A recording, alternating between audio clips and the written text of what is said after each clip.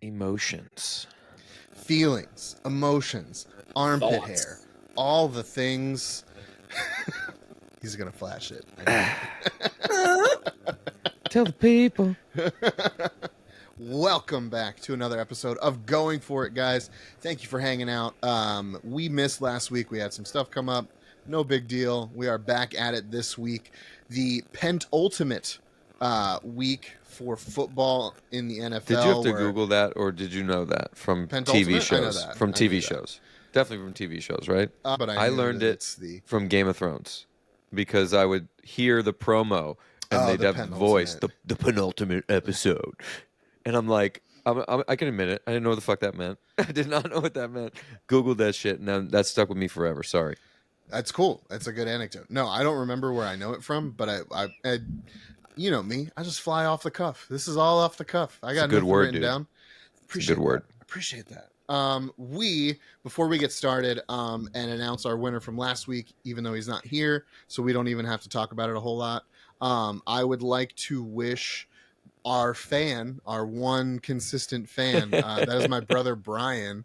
Him and his wife Jess are welcoming their first child into the world, hopefully here in the next couple of hours. Woo-hoo. So congratulations to you guys. Get ready to get no sleep, but be the happiest you've ever been about it. That's the best way to describe that. Now we are going to give props to the OG Sourpuss for stringing together another victory last week. 10 correct picks.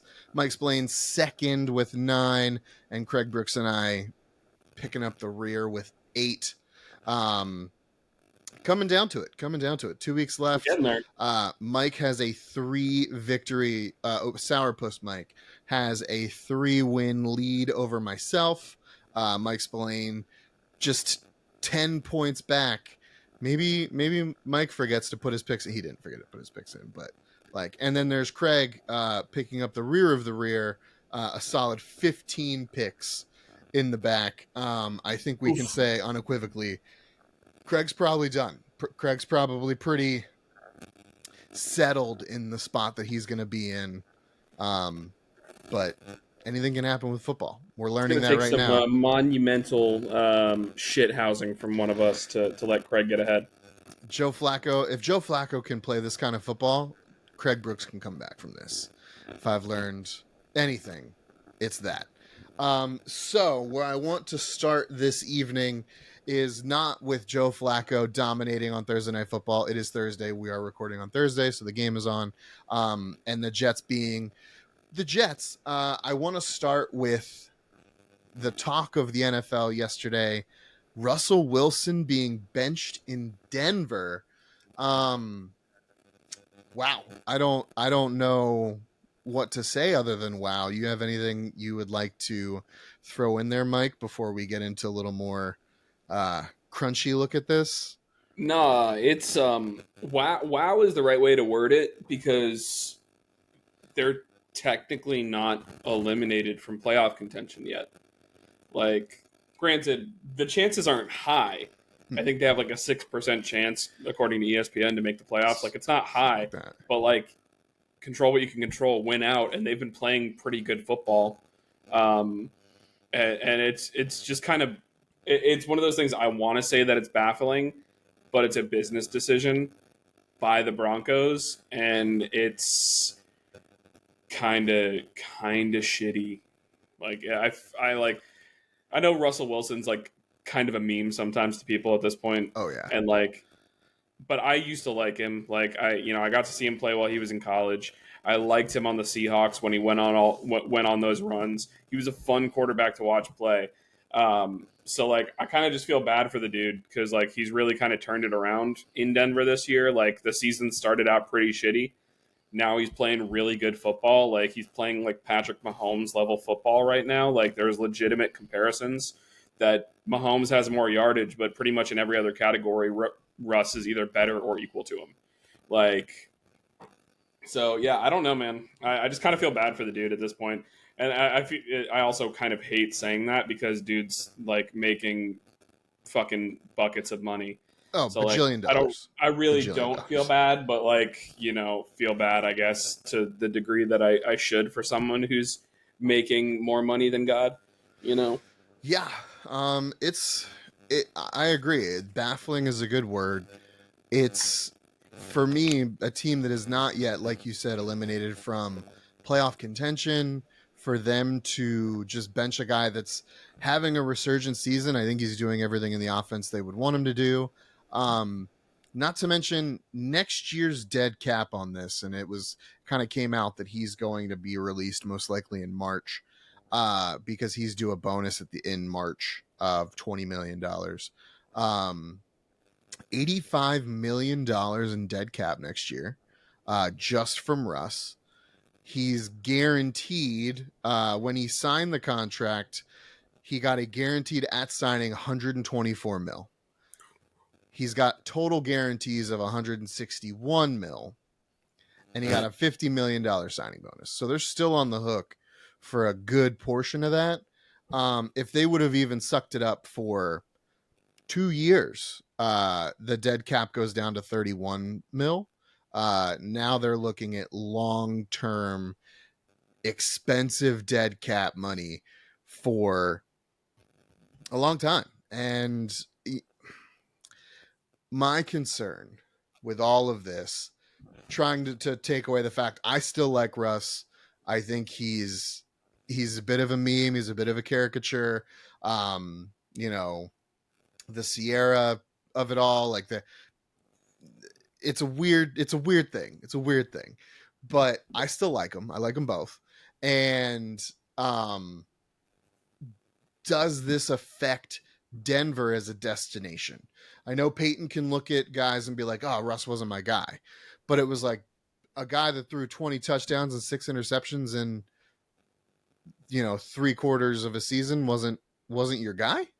You went 1-5. He went on a tear. You didn't have a problem then, but he loses on Christmas Eve, and all of a sudden he's not your guy. It seems weird to me to do that now at this point. And if I was a veteran quarterback looking for a home, a la Kirk Cousins, a la not necessarily Aaron Rodgers because he's going to be with the Jets, but if I'm a veteran quarterback going into free agency and Denver gives me a call, I'm not that interested in what they have going on there. No, why would you be? Like, it's just one of those things. It seems like they're very ready to, like, they clearly feel like they can just go ahead and like I don't know. It's one of those things. It's so messy, man. Like, it just feels like shit. It's just such a weird situation because, like I said, like, if you're a veteran quarterback, you're not going to want to go there. You're going to see what Peyton's done to Russ, and you're going to be like, well, Russ just had a 3-1, better than a 3-1 ratio of touchdowns to interceptions, wasn't turning the ball over, had just won 6 straight games for them or some shit, 5 straight, 6 straight, something like that, and including beating Kansas City, and then they benched him, and I can't even say that they want to lose out. Like, they're playing Jarrett Stidham, not great, but like, you're 15th in the prospective draft order right now. You're not in it for anyone. Like, you are not in it for anyone of an upper echelon that Sean Payton's going to get to come in. Nobody that's played in a pro style offense. Nobody. You're in Bo Nix, Michael Penix territory, because even Jaden Daniels right now is being mocked in the first 3 to 4 picks. So you are strictly in Bo Nix, Michael Penix territory, and I'll tell you, they did not play in NFL style offenses, like, not even close. No, you're 100% right. 100% right. And that's one of the things is if you're sitting at that 15th pick expecting that you're going to get that, that starting caliber quarterback for the future, it's a tough situation to be in because you don't know that's going to be out there. You don't know that you necessarily have the resources to, you already used so many resources for that Russ trade. Are you willing to go ahead and utilize that many resources again to try and trade, whether it be for a rookie guy or for somebody else that's more established. It's just, oh man, questionable in every way. Yeah, and it's, I don't know. It's tough. The Broncos, this was a baffling choice in my opinion. Because even just optically, it kind of fucks with me a little bit.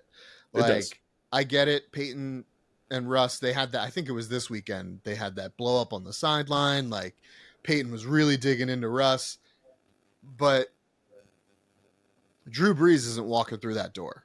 It's not happening anytime soon. So I don't know what you expect. There is not a quarterback like that that's going to fall in your lap. If you want to go after a Mac Jones in New England, or you want to go after, possibly Gardner Minshew, who's available, maybe Joe Flacco, like, you can get guys that are starters in the league, but like Joe Flacco was walking the street for 15 games this year. Like, dude wasn't even at a training camp. So you're really picking from the bottom of the barrel, and you had a guy that was firmly planted in the top 10. I don't know how it's going to get better than that for Sean Payton. And it makes me question Sean Payton. Like, yeah, what you've done outside of Drew Brees is not good. Yeah, and Denver, like, you're giving this dude the keys to the castle. You gave up so much for Russ. I know it was a prior regime. You gave up picks and money to Peyton and power to Peyton so that he was empowered as the coach. But if this doesn't work, you're looking at 10, 15, 20 years of irrelevance. It's wild. This NFL season has been one of the strangest seasons of any sport I've ever watched. And that's the thing, like, you're 100% right about that, and that's one of the more frustrating things about it, is because, like, the position of quarterback this year has been such a struggle with injuries and, like, a lot of changes, like even young quarterbacks being benched for more experienced quarterbacks and vice versa, for it to be a situation now where we have a veteran established quarterback playing well getting benched due to what is most likely a strictly financial move for the future. Mind-blowing. I've never seen this happen in my 32 years of living. Well, and then you look at Sunday, and Aiden O'Connell won a game for the Las Vegas Raiders against the Chiefs without completing a pass in the second quarter. Zero passing yards after the first quarter, I'm pretty sure. Wild. Zero. He completed 0. What the fuck? This is such a weird year for football. This feels like a year where, like, some team's going to get in by the skin of their teeth. Like, the Vikings are going to get in by the skin of their teeth, and they go and win it all. Like, it feels like one of those years where it's like, fucking weird shit happens, man. This is why we play this game. Hell yeah. So anyway, we'll let Craig weigh in when he comes back, but we are going to get into the picks portion of everything. I know you guys are waiting with bated breath for us to pick. We're going to start with the game that's going on right now at a very close 27-14. It's not that close. Cleveland Browns at Jets. I took the Browns here. This was not a difficult choice for me. Yeah, I took the Browns. Yeah, I wasn't going with Trevor Siemian. I was not riding that train. What? Former Denver Bronco mediocre quarterback couldn't beat out what was his name? The big tall dude. I can't remember his name. Oh, Brock Osweiler.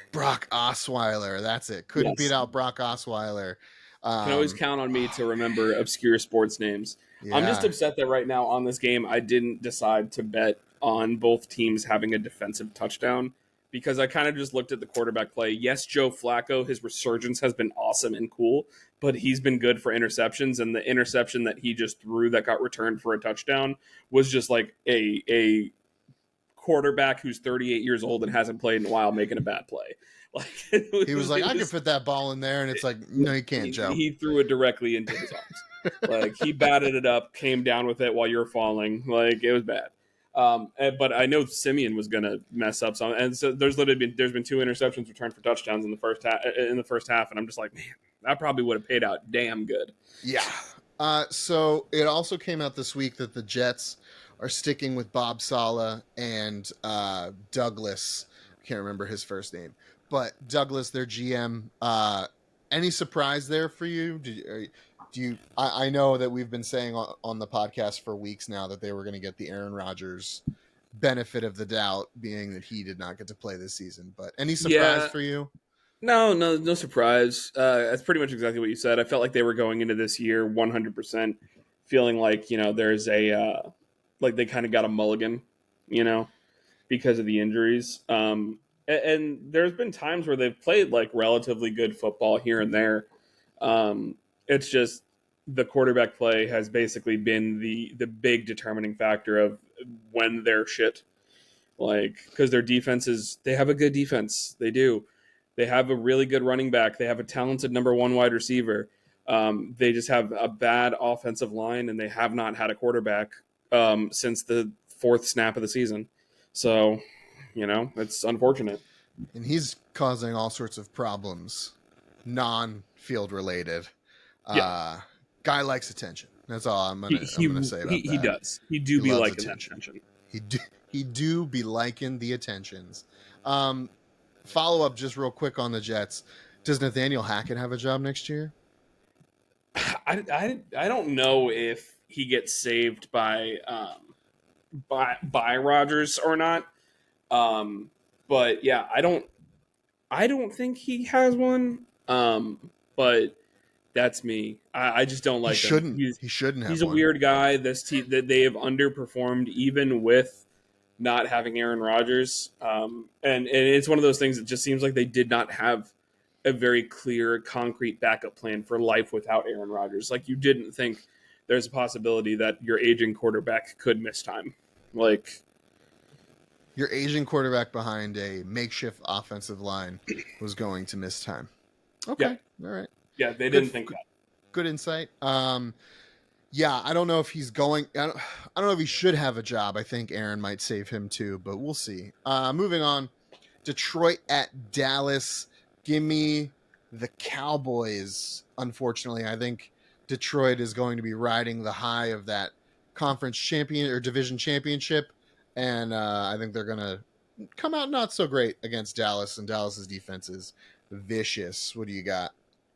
I think that they are going to be riding that high rather than coming down from that high. And I got the Lions beating the Cowboys. It is not a popular pick, but I got ground I got to make up. So I have a feeling you guys are all going to stick with the Cowboys. And I like this Lions team. I feel like Dan Campbell wants to go into Jerry World and get a win. So I'm gonna go ahead and pick the Detroit Fighting Dan Campbells.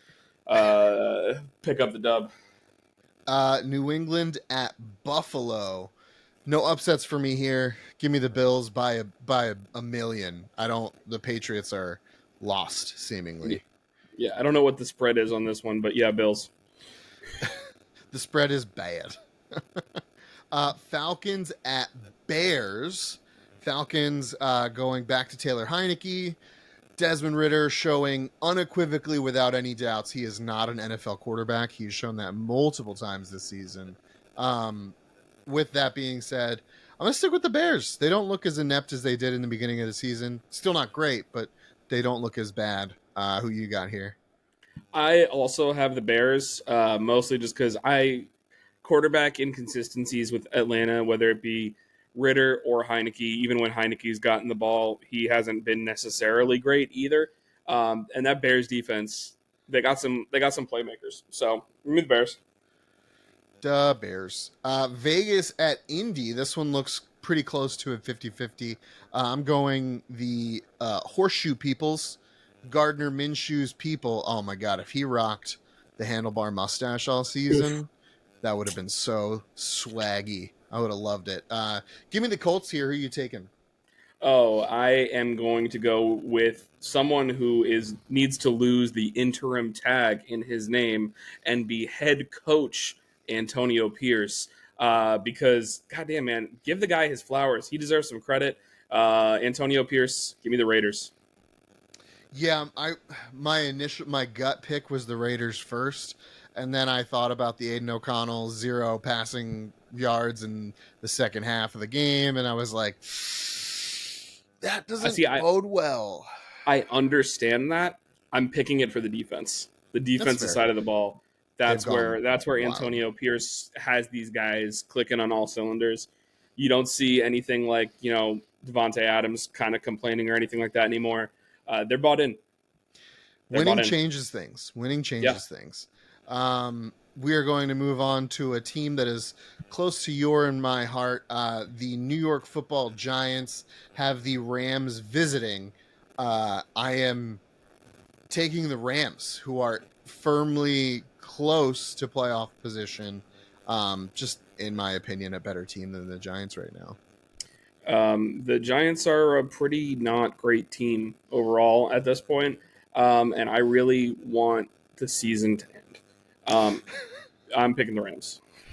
Yeah, a season that started with so much hope on this very podcast has now come to a point. Yeah, has come to a point where we're both ready. I'm ready for solutions and not problems. I'm curious to see what happens, what coordinators come back, what parts of the team are let go. There's a lot of guys on 1-year deals, so Giants have a lot. They could look like a very different team next year, and I'm intrigued to see what Joe Shane and Brian Dable have up their sleeves. Let me ask you this: Dable, is he still the guy for you? You still think he's the guy, regardless of all of this stuff with Wink or whatever's happening? So yeah, the issues with Wink I would say are definitely like there's some concern there, just because you don't want to see that kind of like discontention between a coach and a coordinator. At the same time, we really never saw any of that like on the sideline or anything like that. It was just kind of rumors coming out of the locker room. I don't think you can let a guy like Dayball walk out. This has been a Murphy's Law year for the Giants in the fact that everything that could go wrong has gone wrong. So given the fact that he did have this team last year where things obviously did go right and they all went right consistently, they made the playoffs. So it's one of those things that I feel like the team is close. He has still shown situations where he's able to get them to buy in and win.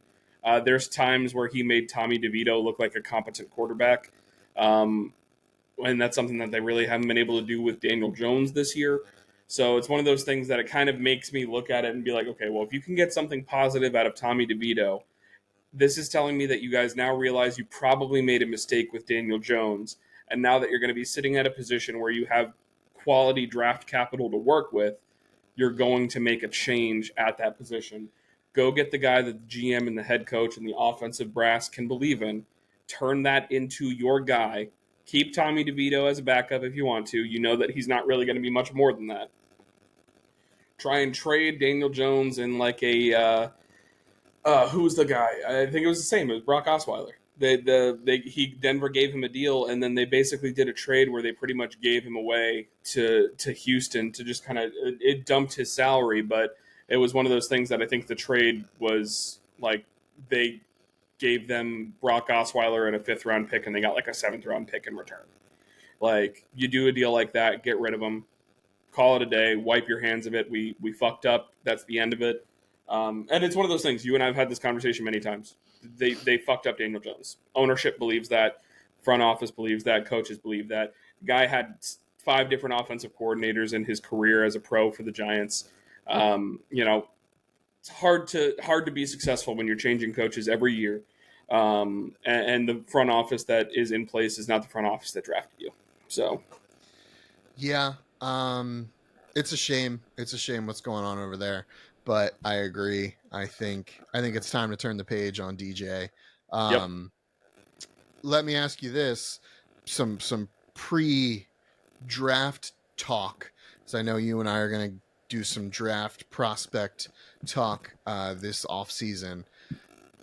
Would you give what is assumed to be a very high amount of picks to go to second and pick whoever is not taken by the Bears with the first pick, and have your pick of Jaden Daniels, most likely Drake May, whoever is there in wide receiver, offensive tackle, what have you.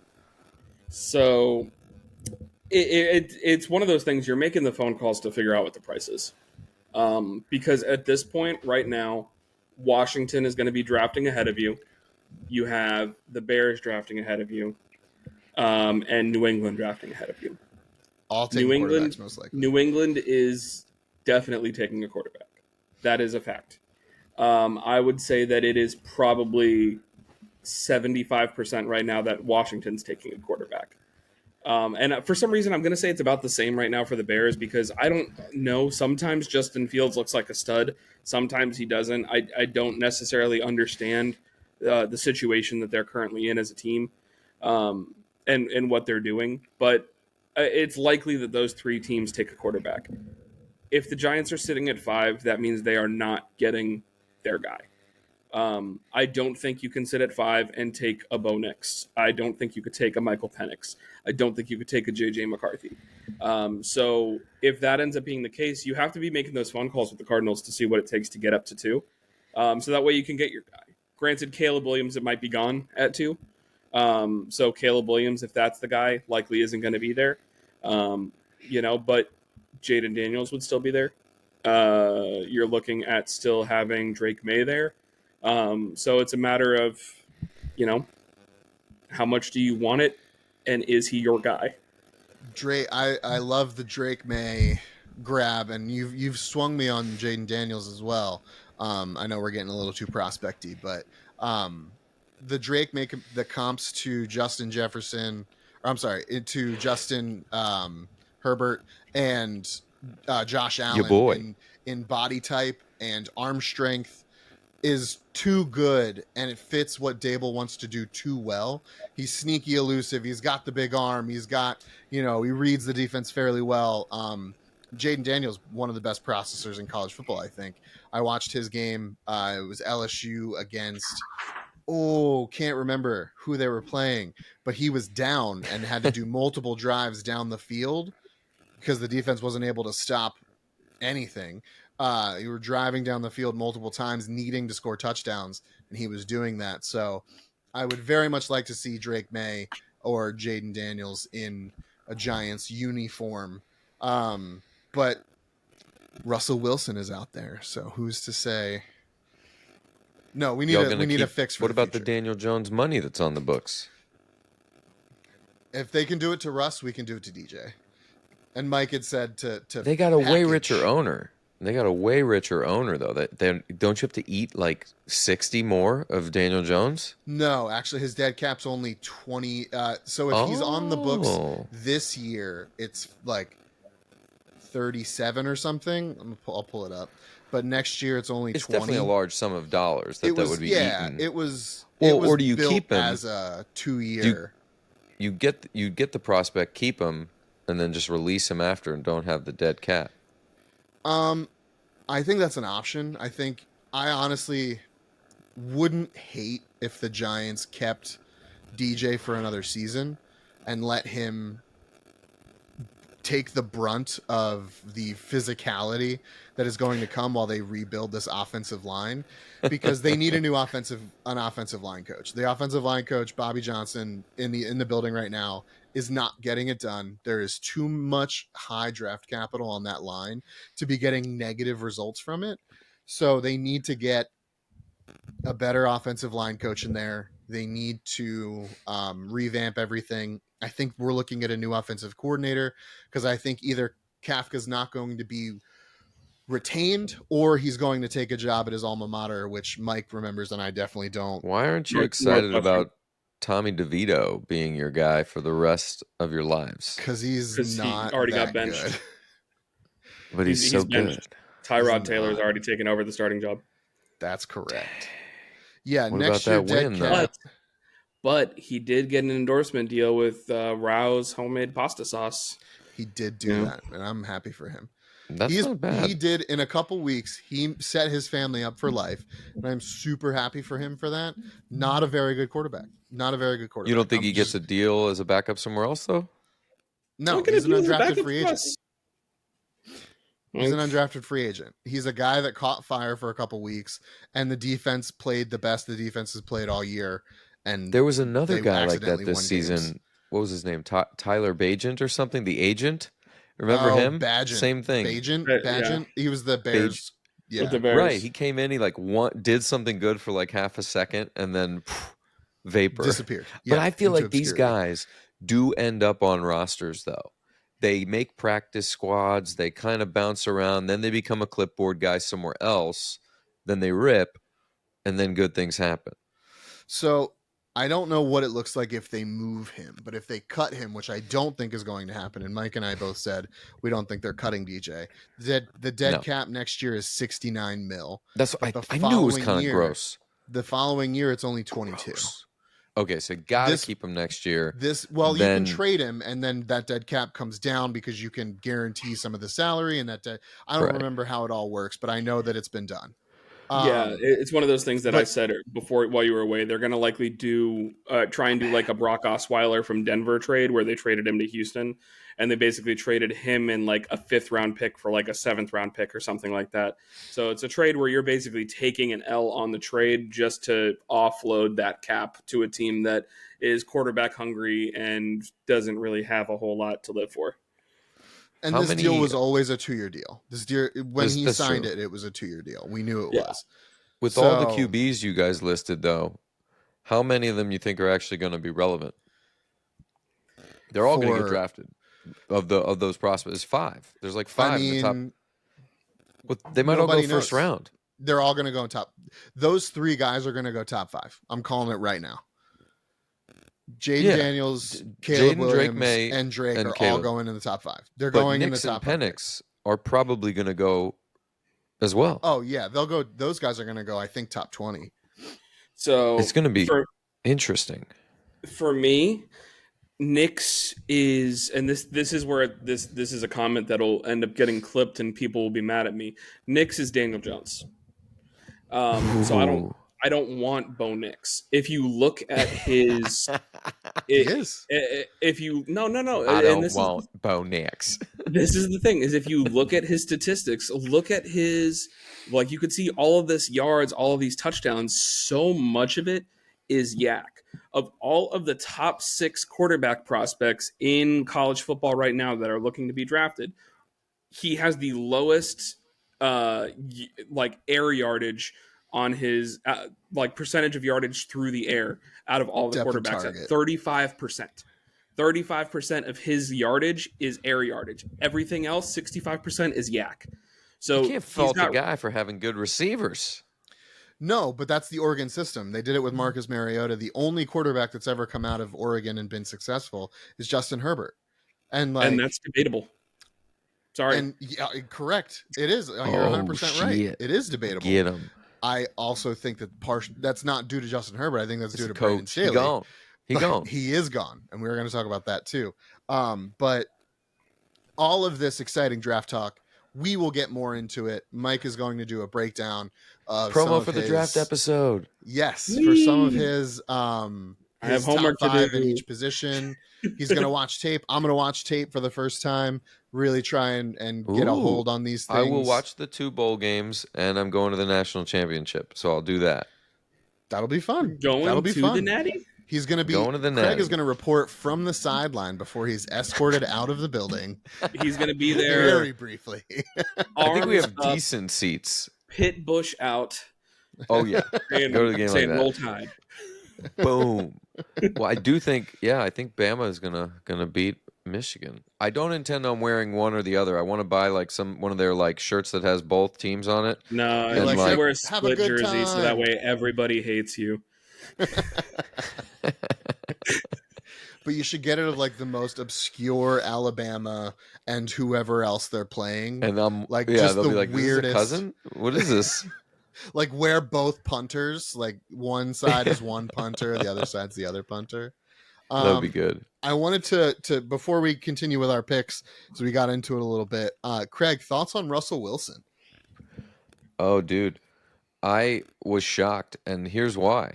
He brought me to a fantasy final. I've started Russ all season. He's got like 26 tutties. I don't know, like 9, 10 interceptions. So not 7. like, but still 6. 7. 6. I think it's actually 8. Oh my god! So it is like a 4-1. I thought it was 3-1. He's got decent yardage. I've been pleasantly surprised at his production, and they were winning games. So what it says to me, and you guys may have covered this, I apologize. Something about him, whether it's his personality, his team, whatever, that's what is not liked. We learned about it as hearsay that got pretty loud after the Seattle move, like Richard Sherman and different guys referencing it publicly. I think it's a him thing. I don't. It's certainly not his play on the field. So Sean Payton, like talked around it a little bit. He's like, I could replace the linemen, I could replace the receivers, but and he kind of talked around that. I don't think it's just a money thing. I think they don't. Peyton and he do not get along. Peyton doesn't like the bullshit, and that's not his guy. And I wonder if he's texting Kirk Cousins. Well, so it's 26-8. He's got 26 touchdowns, 8 interceptions. So three to change. 1, which is pretty good. It's not bad. So wouldn't that give you pause though? Because Russ is winning them games. They had no problem with him when he was going in and beating Kansas City, and like they were looking like they were going to go into a playoff race, and then they lay an egg on Christmas Eve. Those playoff hopes are all but dashed. Yes. Wouldn't that concern you though? A dude with 26-8 touchdown ratio gets benched, winning games all season, not really turning the ball over, looks cognizant in the offense, and they're like, nope. There's two ways this goes down. Either Sean Payton is an oracle, and he brings in somebody and has like a Drew Breesian run, wins again, or Sean Payton was never that great. And now we see he made a very bad decision. Now, it's going to be, I feel like there's no middle ground. There's no like Sean Payton just wins like 8 games for a couple of years. No, he's either going to go back to TV, or the Walton family, if they're anything like this we'll call it the nouveau riche of the NFL, they hire fast, fire fast, right? Because they came in with more money than anyone else. A lot of the other teams have like legacy owners. Your team, the Steelers, like a lot of the teams, or even Stephen Ross, who's on the team for so long, he's a skeleton. He almost got destroyed by Christian Wilkins. You see that? He did do that. He did. I couldn't believe it because he looks like he broke his arm. He's like, he's very frail. He's a very frail man. I don't know, man. I think we're seeing just a transactional league aspect, and not all teams can afford it. Not all teams can do it. But I think that ownership group, like the individual wealth, is like obscene. I think it's in like the double-digit billions of before they got to football. So if they really were treating it like a business and like knowing, hey, we only are going to make our nut back if we win, well, then you could justify chopping 39 mil and saying, hey, let's go. Because they're used to writing off like Walmart level losses. I don't know if Sean Payton is that dude. Like, that's my concern, is that I don't know that Sean Payton is the guy to hitch your wagon to. You could be right. He's got a 62% win percentage in New Orleans. Or, I'm sorry, over his career. In New Orleans, it was slightly higher at 63%. This year in Denver brought it down a full. But he had an all-timer. Breeze was a dude. And Peyton, and they only won the one. That's the thing, though. I'm not trying. I mean, I am knocking on the guy because so are you. But like, I'm not trying to do that. But it is really one of those things where, like, I get it. It's hard to coach in at the highest level, but we see a lot of these guys that like won and then win enough games to hang around, and we try to make them like they're in that tier where like Belichick lives by himself, or no, Bill Walsh is there too, right? Like you have a few guys, Lombardi, like the few would be in that realm, and we lift them up. We do it with the players too, though. We do it to the players. I mean, we just don't have enough evidence yet. Was he a little bit lucky to have a Hall of Fame QB? What's his role? Did he cultivate a little bit of that? I don't think so. Breeze was good already at the Chargers. It's one of the biggest follies of Miami in the early 2000s. That shoulder scared him, and he did it. He was fine. He was fine wrong forever, and now apparently he can't throw at that arm anymore. But he's not in the league, so who cares? Right. That's just his children and his wife that suffer. That's his problem. And him, it's I their guess. problem. Whatever. Yeah, I said it to Mike. If you're going to do this and you're going to, I think you're going to scare a lot of guys that want to start. And Peyton can be like, oh, he wasn't my guy. And it's like, but he was winning. So it matters more to you about being your guy than it matters about winning. That's cool. That's fine. What do you think That's some of your the players style. are feeling, though? Because they were in a position where they were moving in the right direction. So do you think like some of the players that are playing well, where do you think they're at? It can't be good. These guys all want to win. Like, that's the thing. Like, and Mike and I have talked about it when we've been on pod solo, and I know I've talked to you about it. Front offices tank. The teams don't tank. These guys are fighting for a paycheck. They're fighting to survive. They're fighting to make it to next week, to get on a better team next year or a team next year. They're fighting to get on a practice squad. These guys are fighting for reps for their lives. So teams don't tank. You're actively telling this team that has seemingly turned things around from last year, we're going to put a worse quarterback on the field for reasons. Whether it's personal, whether it's... I don't see a lot of personal animosity towards Russ on the sideline. Last year we saw it. Last year we saw players not giving him high fives and, kind of avoiding him and everything like that. It doesn't look like that's happening last year. To be around is all I mean. He doesn't suck as a QB. He does Aaron not Rodgers suck sucks as to be around. Winning cures here's things. Here's the thing. Aaron Rodgers, from the Hard Knocks perspective, those guys like him. Russ They're is also having new with him. So we'll see where that ends up. But Russ is having like an issue there as a teammate. He's got a little bit of a prima donna to him. A little Kyrie Irving issue. Yeah, it's not a great look for him. Kyrie's good. He won a title too. So did Russ. He did. But now he bounces around trying to like be that version, and it was only LeBron that could like deal with it. Right. And that's what and maybe Russ is done. Maybe this is it. Like maybe he absolutely continues playing. Right, but like maybe he's not a competitive like starter in the league anymore moving forward due to these issues or whatever.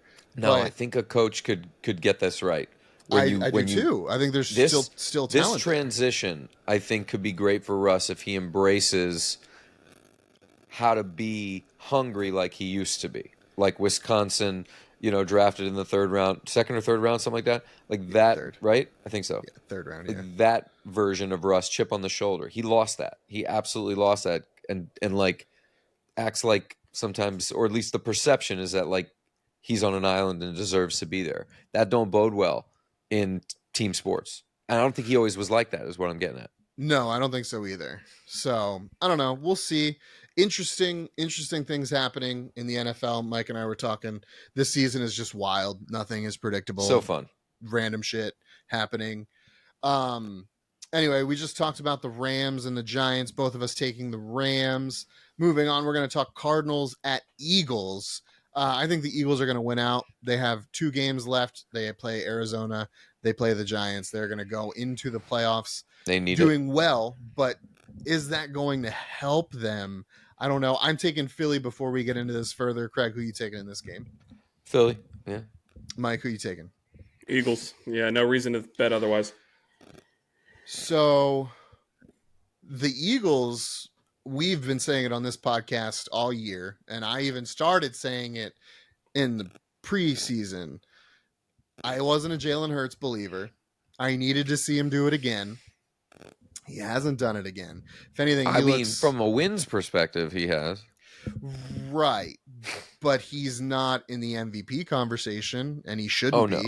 He's turning the ball over at a higher rate. He's like very dependent on this offensive line. And even with time in the pocket, kind of throwing some ducks. Not looking off coverage well.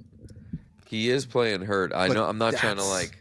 But that's the kind of thing that happens to a running quarterback. This is the Cam Newton of it all. You get these bottled years where they are guaranteed to be electric.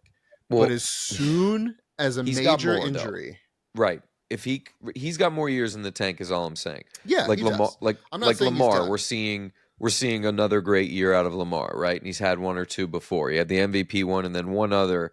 I think the that one was right pretty, after was also very good. it wasn't MVP level, but it was good. And then it hurt a little bit, so it kind of slowed it down. And he's back. I think we're going to see the Jalen Hurts of 22 again, and probably soon. He just shouldn't, like, these guys play hurt and don't get all the way there. I don't know if he needs surgery or what it is, but I've heard them talk about the injury, and you could see he's not really the same. My concern is this team has such an isolated window. Lane Johnson, older. Jason Kelsey, older. You can only have all the Devonta Smith's rookie deal is coming up, and that dude's going to want to get fucking paid. Like, you can't run it back with DeAndre Swift at this bottom dollar you're paying him currently. He's going to want a better contract. That's like, right. You can't keep plugging in replacement level pieces and expecting this team to still be as good. Their window might be closing. You're right. Their like, defense, they lost 2 or 3 guys from the defense last season. James Bradbury looks like his play has fallen off a cliff. Darius Slay banged up a little bit, injured a little bit. That's only going to happen more as these guys get older. True. You're so negative. I'm being an observer. I am observing this team, and I don't think this team is who we thought they were. We've said it all year. I can't trust this team. This Eagles team does not look like last year. They are who we thought they were, though. And that's a team that's like pretty good when they're healthy, really good when they're healthy, not very good when they're a little dinged up, and like everybody's dinged up at this point of the season. Yeah. Mike, what are your thoughts? Weigh in on me. So for me, he is a quarterback that is effective at what he does. He's a game manager with legs to a degree. He's not the guy that I rely on to be able to throw a game-changing pass, but he is a guy that I can rely on to be responsible. And the fact that he's got the legs makes him more of a threat than that traditional Alex Smith get you in the playoffs type of game manager that we used to talk about in the past. But I do agree, windows closing real fast, man. Like, it is one of those things. Big too coming up. Huh? His cap hits are big coming up. Oh, they're running with him. Yeah, his cap hits are big, man, and they gotta figure it out, dude. He's really getting 50 a year. He got the 255, I think, and good for him. I mean that in a good way, but I do think we're gonna see him play well again. You guys making a good point that like we're gonna see a different roster around him these next 2-3 seasons, and we'll see what kind of quarterback he really is. When you don't have AJ Brown, Devonta Smith, and he'll have some of those guys, not all of them. He will. He'll have AJ Brown and he'll have AJ Brown will Dallas stick around. Goedert, but he's not going to have 2 number 1 wide receivers all the time. It's just not going to happen. It can't. Yeah. And and I'm not saying that they want to cut Jalen Hurts, but the dead cap is in the hundreds of millions next year. No. They don't. 90 million the year after. No. He's 69 there. They're committing and 44 mil. They're selling a lot of Hurts jerseys. They are, but there's also a lot of frustration with Jalen this season in Philly, and I can tell you that the comparisons are being made in Philly on Philly radio stations and sports channels and to Carson Wentz. That one outstanding year and a fall from grace like no one had seen before. And this is definitely not a Carson Wentz level fall. He's still scoring a lot. I am just telling you what's being said. That's an overreacty. Maybe, but maybe not. Moving along, New Orleans at Tampa. The Tampa Bay Buccaneers. They're still the Tampa Bay Buccaneers. Craig, who are you taking in this game?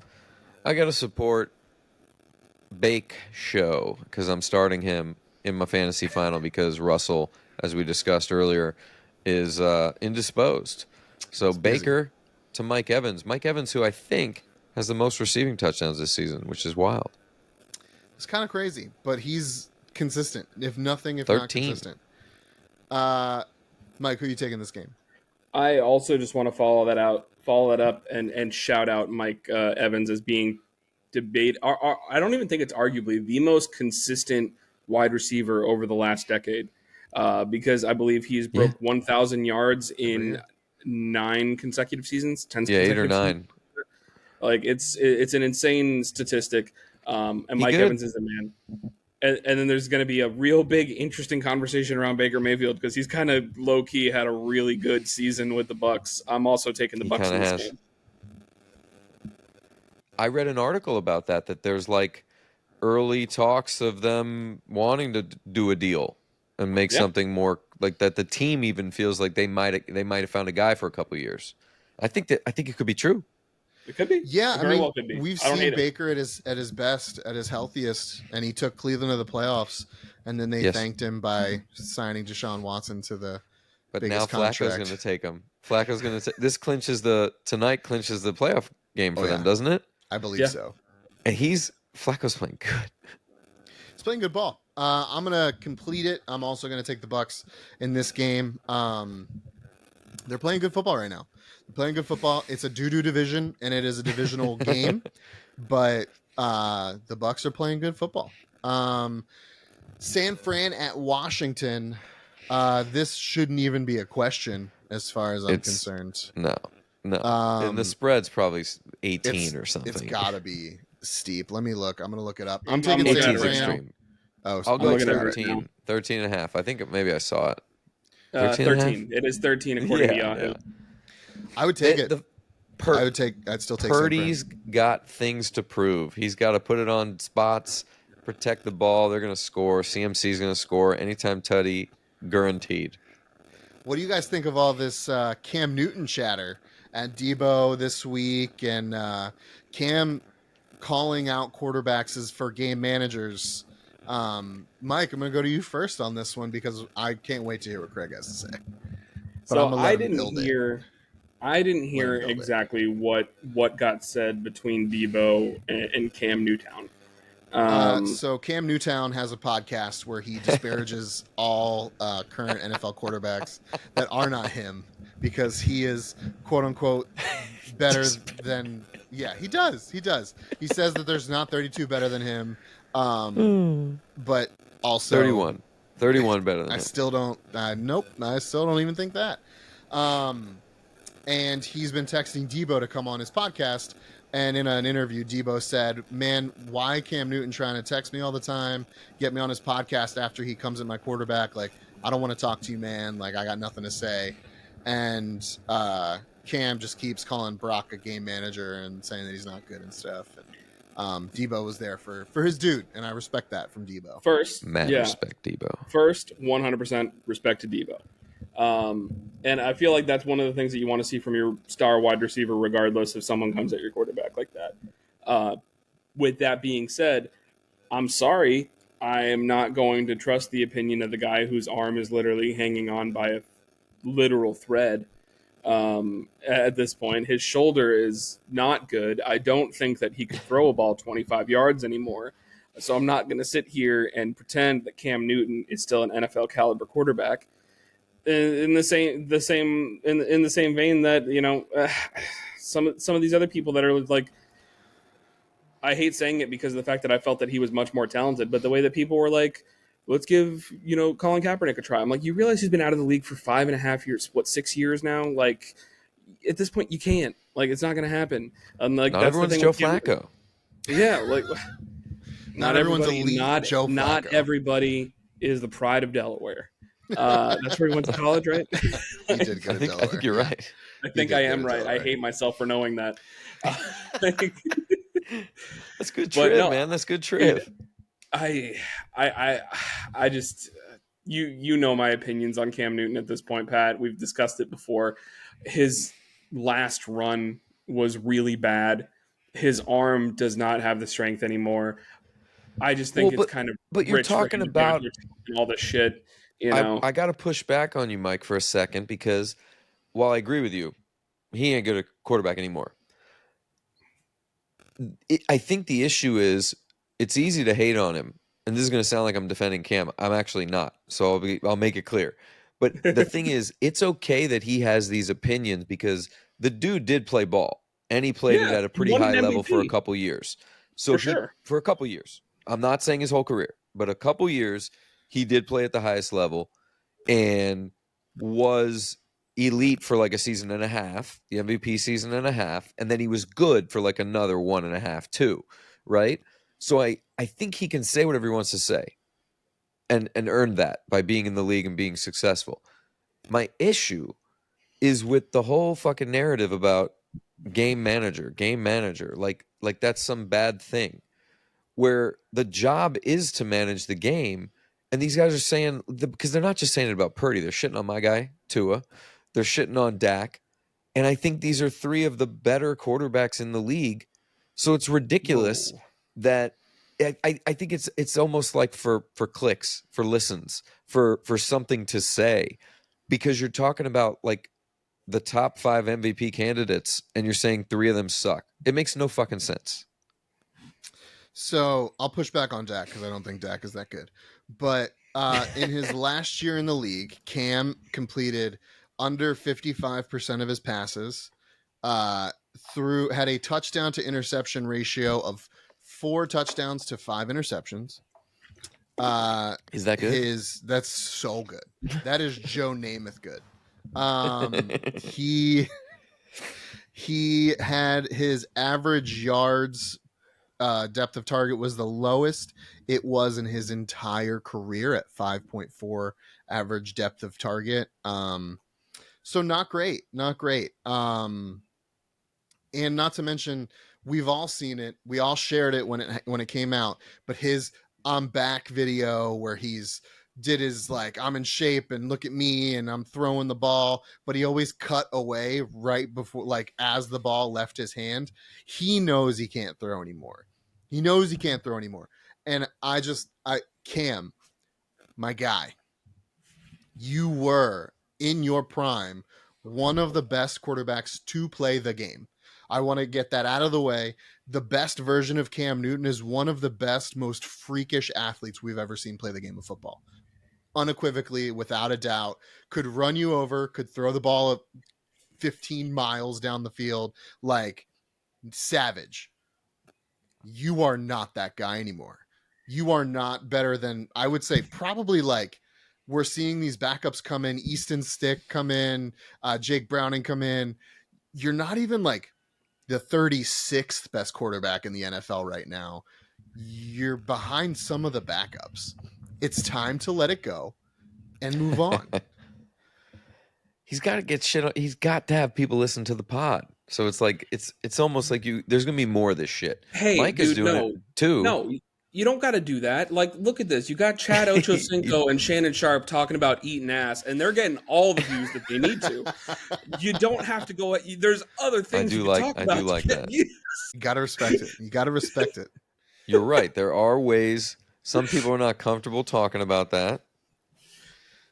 Ochocinco's not uncomfortable talking about anything. He's like, literally what do you want to talk about? Whatever you want to. Let's do it. He's had a huge upswing in popularity, getting the deal with the NFL Plus. He was on fucking like Olympic coverage or something like that 2 years ago. I think he will again, maybe. I mean, do you remember when he was still playing for the Bengals and he got a tryout for an MLS team to play professional soccer during their preseason to stay in shape? I do not. Yeah, he got a tryout for Sporting Kansas City to play with them, and he joined them for preseason, and I think he actually subbed into a preseason game and everything. That's obviously, awesome. He was not good enough to do it, but he played soccer all his upbringing. He's a huge soccer fanatic. Like, he bets on it, talks about it all the time. Maybe it was World Cup coverage. Maybe it was World Cup coverage he was on with NBC. Yeah, it might have been. Which I still thought was impressive, by the way. Yeah. Well, anyway, Cam Newton, you're washed. I would say Colin Kaepernick cover Cam Newton. Yeah, speaking of Cam Newton, the team that he lost 5 consecutive games for last season, the Carolina Panthers at the Jacksonville Jaguars. Give me the Jags in this game that I don't want to watch, but will be on cable where I live. It's a good red zone kind of day. With some of the matchups are like whatever, but you'll see the good stuff. Jags, let's go. Get back on track. Mike, stats about Trevor upset me. This Sorry, feels like a good Numbers don't anytime lie. touchdown for Calvin Ridley kind of game. So give me the Jags. Ooh, I would take Etienne. That feels like a lock Possible. and anytime touchdown for Etienne in that. This one, I wish I could just watch this game in its entirety. Miami at Baltimore. Yeah. Miami taking the dub in Dallas. Very big win for them. Very big. I feel like that was a must-win game for Miami to at home. I think Miami was at home for that. They were at home. Yeah, to cement themselves as actual contenders. They needed a big statement victory. That was definitely one. If they can upset Baltimore here, I think the noise behind them in the AFC is going to get real loud. With that being said, give me the Ravens in this game. Craig Brooks, who you taking? I've been picking my dudes all year, so I'll be maintaining that. That's more of a fandom situation than anything. Obviously, I believe they are capable of winning. If the offense is firing on all cylinders, they absolutely can win. If the D plays to its potential, they can win. I think I heard, I just don't know if this is still true, that it's a matchup of two teams that have both offense and defense in the top 5 in the NFL. That sounds right. And if it's something close to that. So it's a marquee matchup. It's big. It looks tough to beat the Ravens right now. That's what they just did by dominating the Niners, right? So it looks tough. I think if you believe in the script writing narrative, if you believe in the writers, it would be a very good move to have Miami win to create more narrative for the playoffs and everything that's about to happen and who's it really going to be. Because if Baltimore rolls them, now we're just looking at the Baltimore wagon, right? And it's going to go, they'll be it, which is fine. That happens sometimes. But hopeful, and really want to see a close game. Mike, who are you taking in this game? So you mentioned the script writers, and I just want to go ahead and make sure that I get my announcement to the script writers out there as far as what I would like to see happen. And in this game, this is going to be the Tyreek Hill MVP candidacy game. Tyreek Hill is going to take over, and prove that this shouldn't just be a quarterback award. Give me the Fins in Baltimore. Tyreek Hill goes banana sandwich. I'm full Chubb right now. Chubb, all armpit monster. Full Chubb, and with the way that he's sitting, you'd think that we'd see it, but unfortunately, you right.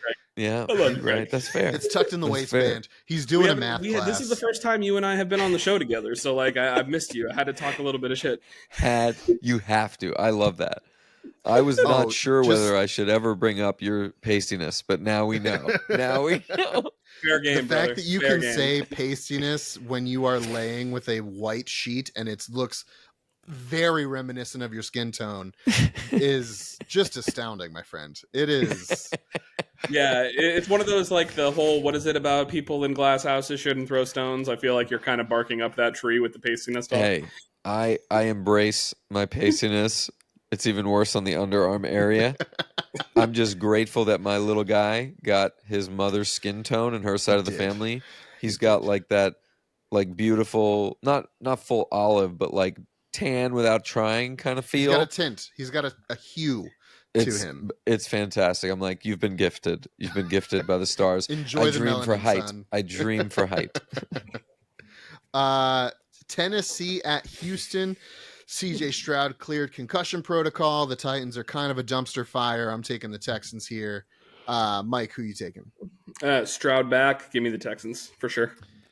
If he's back, I want them too. But I forget who else they were. Oh, Keenum was playing, and it was not great. He did one great week. He did pretty good. Okay time. They won? Question mark. They did. He was okay. He was Trevor Siemian won a game too. So exactly. Pittsburgh at Seattle. I am going to take the Pittsburgh Steelers here in honor of Mike Thomas, who would have taken Seattle. Fuck you, Mike. I'm taking the Steelers. not fuck you, Mike Spillane. Who you taking?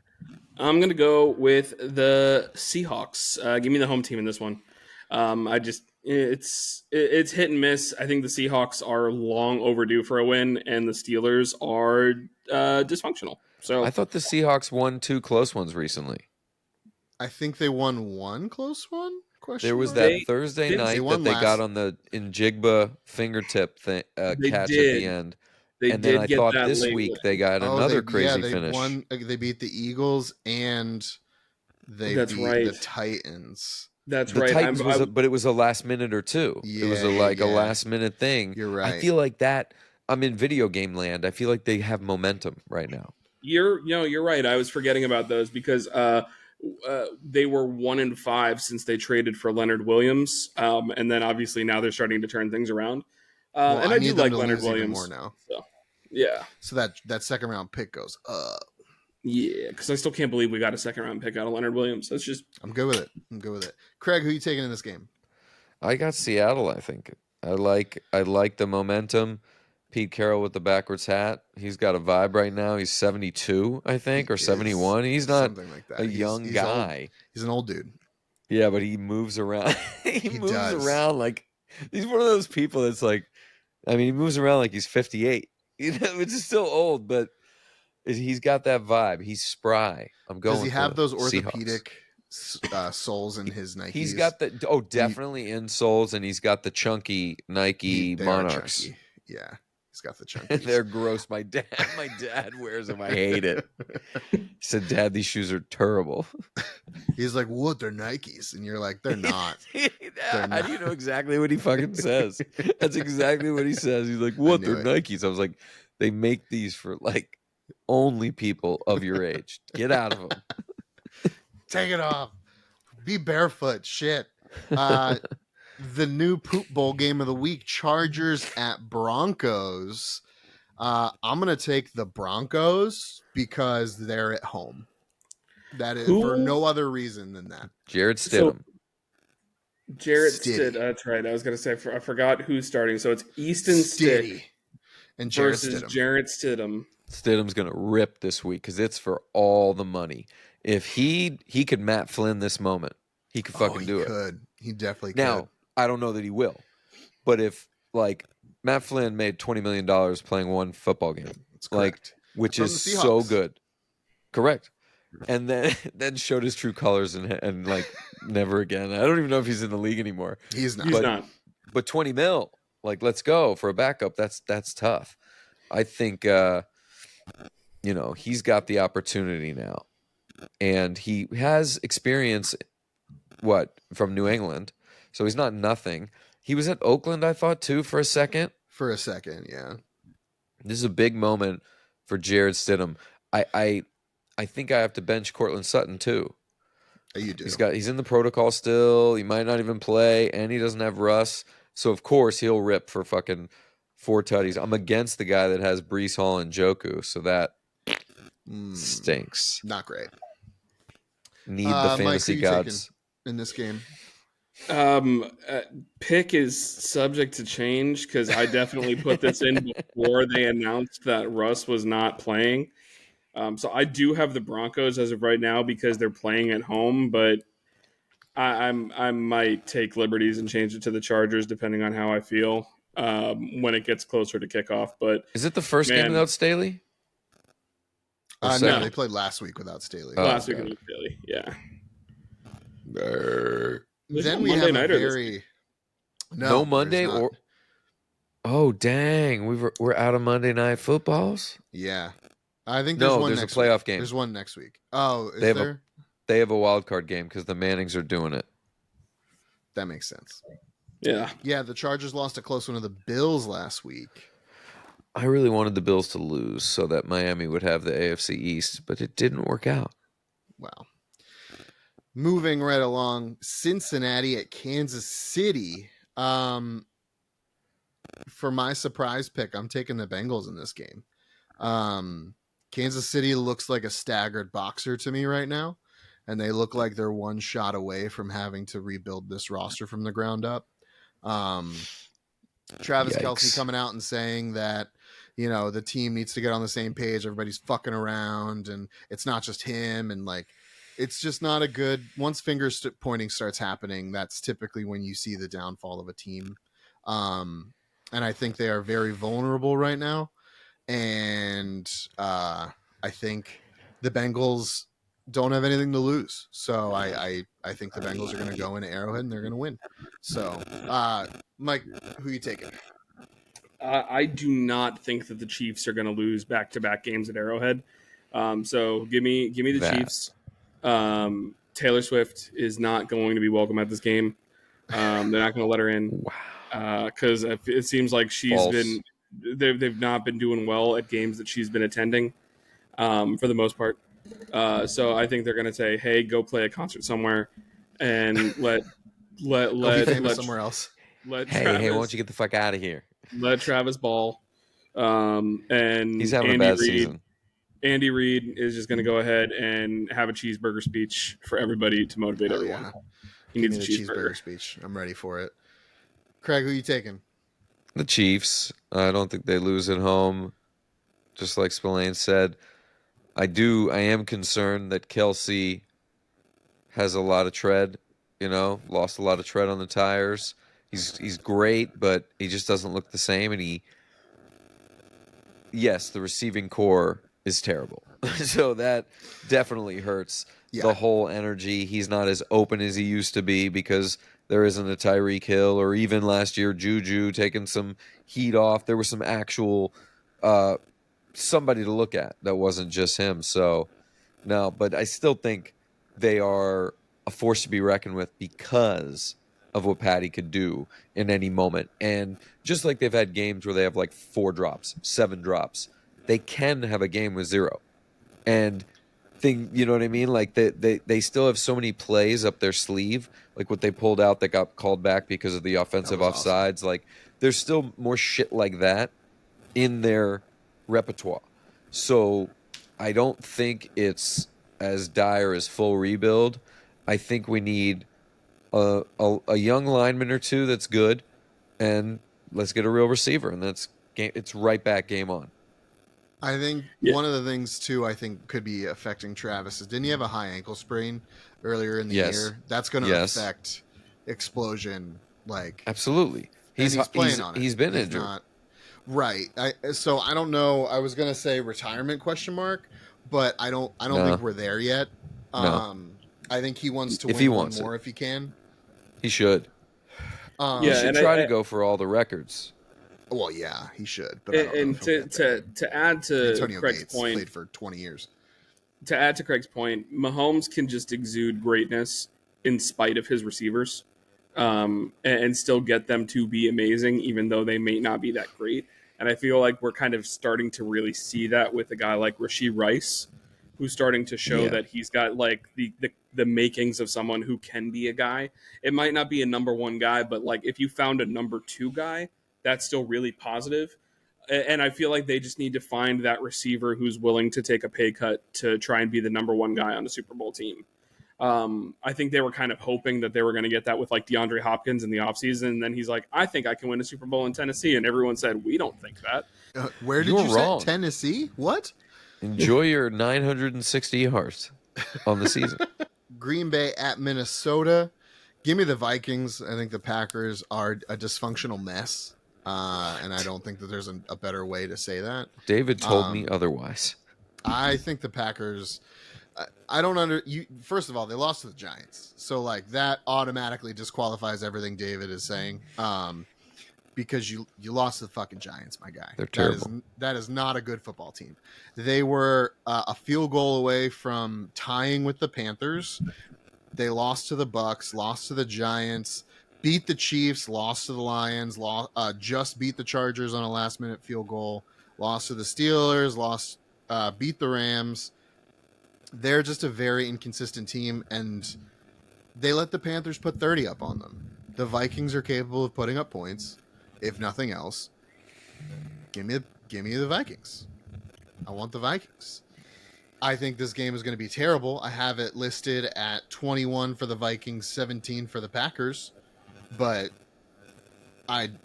this is a poop bowl game, but I think the Vikings are going to be it. Mike, who are you taking? I have a similar score. Mine's 24-21. But you are giving me the option to try and catch up right now.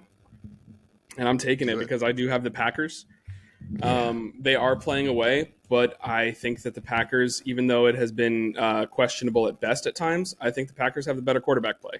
So I'm going to take the Packers. I think Jordan Love, he's been inconsistent. Absolutely. That is 100% true, and I'm not trying to deny that. But on his day, he has been a good quarterback, and I think he can be a good quarterback against a meh Vikings defense. Craig Brooks. Go Pack Go. Of similar context. Just because you love David. That's the only reason. I do love David. Because you No, and he told me that things were really turning. We went to lunch earlier this week. This is true. They just beat the Panthers. Just barely. They barely beat the Panthers. Here's the thing. He said a lot of good things is what he saw. I didn't watch the game, so I have to go off what he said. We had lunch. We had a whole football lunch. It's been happening. It's a beautiful thing about football season, right? You sometimes get a football lunch.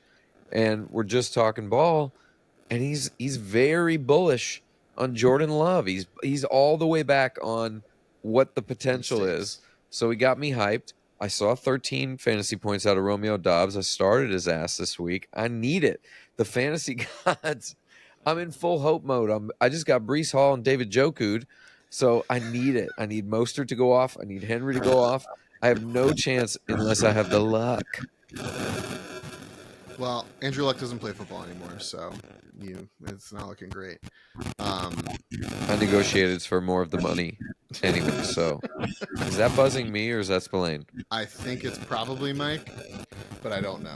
It's phone getting twingy, but we have reached the end. So I don't have a fun game for us. Craig missed out. We did a little bit of what the fuck? You did. You missed out. We did I was going to say PTI, but it's not PTI. It's Around the Horn. Around the Horn. Segment who won? With Mike Thomas won. Oh, Spillane. Go fuck yourself. You can't let that guy win. I was close. It was close. I think it was 2 points. I think it was 2. Take solace in that I stole Mike's playoff spot, and you did. I am now in the finals, and he is not. You did do that. But I will hopefully have another game like that here soon. We will also have some off-season content coming your way because we are very quickly approaching the off-season. Don't say we got the draft prospect breakdowns we're going to do. Mike Spillane and I, we're going to talk about, I think we're going to just talk about movies a whole lot and how much Zack Snyder is a terrible director of things. Rebel Moon's a dumpster fire. Don't watch it if you haven't. I'm not gonna. Don't do it. It was really bad. Barbie movie is next for me. I'll be watching was excellent. Barbie. Watched that last night. It was excellent. I'm excited. Facets. That was Greta. Yes, I like some other movies she did. Yeah, Barbie was excellent. Made me feel stuff I didn't think I was going to feel stuff. I felt stuff. It was great. Rebel Moon, straight doo-doo. Do not watch it. The stuff you felt was in the lower midsection? I mean, yeah, sometimes. I mean, go watch Rebel Moon. Let us know what you think. I have read not good things and heard you guys say not good things, so it's going to be tough because I'm real behind on movies and stuff. I'm watching a lot of sports. I'm doing work, shit like that. I just don't think Rebel Moon's going to make it. Mel chooses the movies here. She's not going to choose that one, and if she does, she made a mistake. There's some HBO shows coming back that look intriguing where I got to find the time. I'm Jodie Foster. True Detective. That's one of them. Yeah, that's definitely going to be on the watch That looks list. super interesting.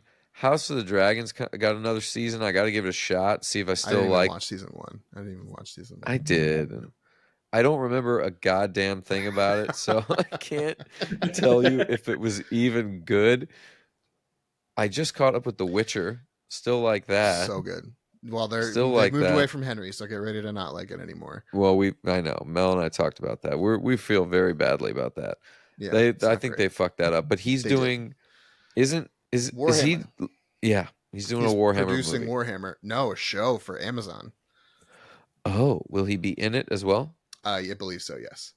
Because he's a big Warhammer dork. Honestly, He he's loves a massive Warhammer dork. Massive. But I like that he's getting to do something he really likes. Well, that was The Witcher, and they like deviated so far from the source material, and he kept fighting with the producers, and they were like, "Do you want to just go?" And he was like, "Yes, I do." didn't know that part of it. So he's like a fan of the game. Oh yeah, the games and the books. Like, and the author of the books, who's still alive, says that he loves Henry as Geralt and like wishes that he would have stayed because he was his Geralt. Like in his mind, that's kind of what he pictured him That's to amazing. be, and how upset he is that they're like moving on from Henry. I can't wait to tell Mel that, because I didn't know that it was more. We didn't play the games or read the books, so we just assumed it stayed. It's not. It does not. No. I've read 2 of the books, and well, good for fucking Henry then. We were going to remain fans of Henry no matter what. Like, he has only done. I still think he looked so good as Superman. I'm just replacing him in my mind whenever I see whoever it is. Although the new actor looks decent. Corin Sweet is excellent, is an excellent casting. And if you look at their profiles side by side, like before Henry got in the suit, super similar. He looks close. Like a younger Cavill. I've replaced Brandon Routh in my mind with Henry Cavill in that movie. He's out. He's and literally out of it. Good for you, Pat. I didn't know you could read. What? Only it's an audiobook. I pressed the button. I'm just kidding. I am actually listening to a philosophy book about Batman and what his like philosophy is grounded in. A lot of very philosophical things. It's really cool. I listen to it when I'm driving my child around to not have her in the house. So, well, we have a lot of fun stuff coming up for you guys. We're going to talk about all things movies, less video games, a lot of draft prospects, free agent talk. We'll do our rankings and all sorts of stuff. So do not go away. We will have off-season content for you as it is vastly approaching. Obviously, we're going to talk about playoff games and all that stuff. So stick around. We will be here. Guys, thank you so much for hanging out with me. We will see you guys all back here next time. Have a great rest of your week, everybody. And go Rams. What? Why?